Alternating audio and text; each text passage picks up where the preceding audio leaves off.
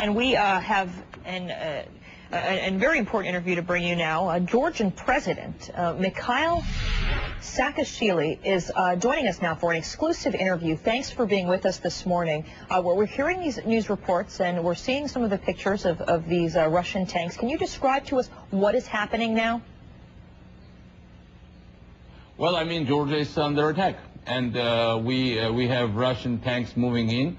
We have continuous Russian bombardments since yesterday, specifically targeting civilian population. It happened that, we had lots of bombs today, but it happened that on one occasion I saw firsthand with my own eyes. I happened to be in that town, 2 Russian jets coming very low and at low altitude, at low speed, specifically looking at the marketplace in a very busy afternoon time, and hitting the crowd of the people, and lots of wounded people there. And this is Russia is fighting war with us in our own territory, and we are in this situation of self-defense against the big and mighty neighbor. We are a country of less than 5 million people, and certainly our forces are not comparable. Can you confirm that Georgian troops have shot down 2 Russian aircraft? Georgian self-defense troops have informed us that they've fired back and shot 2 Russian aircrafts, but this is a very small part of the in-flights, and basically didn't change much of the picture. But I can confirm that that's what they are saying. That's what they have been confirming, and one of these aircrafts was specifically attacking the civilian hospital, wounding doctors and patients there with no real purpose. What do you think the United States government should do, if anything, right now?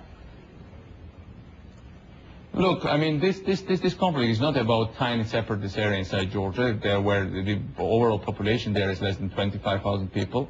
It has never been more than 30, and it's ethnically diverse, and it's in the middle, right in the middle of Georgia. But Russia has been preparing for this for years and months now. They've been amassing troops at our border at that place for already 4 months, and they made no secret. They are unhappy with our closeness with the United States, with the North Atlantic Treaty Organization, with the West in general. They are happy with Georgian democracy. They are unhappy with Georgian democracy and the way Georgia is run. Georgia is indeed one of small but very prosperous democratic neighbors of Russia. Not a good example for present people apparently in the Kremlin. And the point here is that, they've always told us, we'll hit at you because you're so close to the United States. Yesterday, the whole thing started, they've been shelling our position for weeks and weeks, and especially the last hours. We didn't respond. We declared unilateral ceasefire, and we only responded when Russian tanks started to move into our country.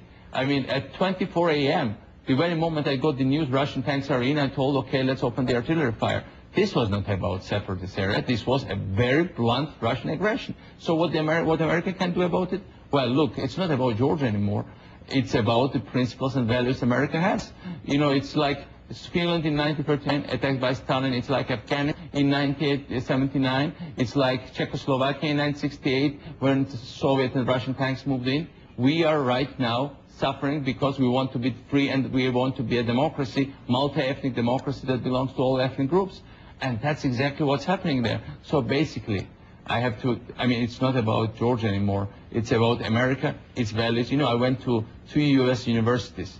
I always thought that these values were also those of my own. We upheld them not because we love America, although I love America, but because we love freedom. And the point here is that I also thought that America always stands up for those free-loving nations and supports them. And that's what America is all about. That's why we look with hope at every American. How well the moment was chosen. Look at it. There are Olympic Games. Nobody cares about politics. There is a U.S. election. Of course, the internal politics consumes everything. Right. Most of the decision makers are gone for holidays. brilliant moment to attack a small country. Who would care? Let me ask Please, you about this because do care, because it makes lots of difference. Russia's Prime Minister Vladimir Putin is saying that he's pledging to protect the South Ossetians. Many of them have Russian citizenship, and many of them want to be part of Russia, not Georgia. How do you square that with what you're saying about these attacks that have been happening on democracy there? Look, this is just not fair. We are talking about small number of population. I can tell you that, the main leader of the separatists recently switched sides and is now working together with the Georgian government to develop his own ethnic group. This is not about this group. We have multi-ethnic society where everybody has rights. But this place, this small enclave, has been directly administered by Russia. It has been basically the Russian security system's paradise for all kind of criminal activities, for kind of illicit, money laundering, etc. It was like a small offshore zone for all this time. Now, we couldn't do much about it because we cannot, compete with Russia. And of course, it would be suicidal of us to provoke Russia. Unless Russia, but what happened was it wasn't about provocation anymore. Russia waited for some time, and then just said, okay, something is happening. There is artillery fire, there is attack, and then tanks move in. This situation was issued. It was like Poland attacking Germany in 1939. It was for me, that's the parallel. It's like Finland attacking the Soviet Union in 1939 when Stalin wanted part of Finland, and for that he trying to subjugate that nation. We are a freedom-loving nation that is right now under attack. And we've always been warned, if you got close to America, if you continue up and down to this path, you will have problems. Well, we went through economic embargo, we still prospered. We went through all kinds of provocation, we didn't pay much attention to it. Now, but what's happening now, even my imagination could never, it is beyond what I could have imagined.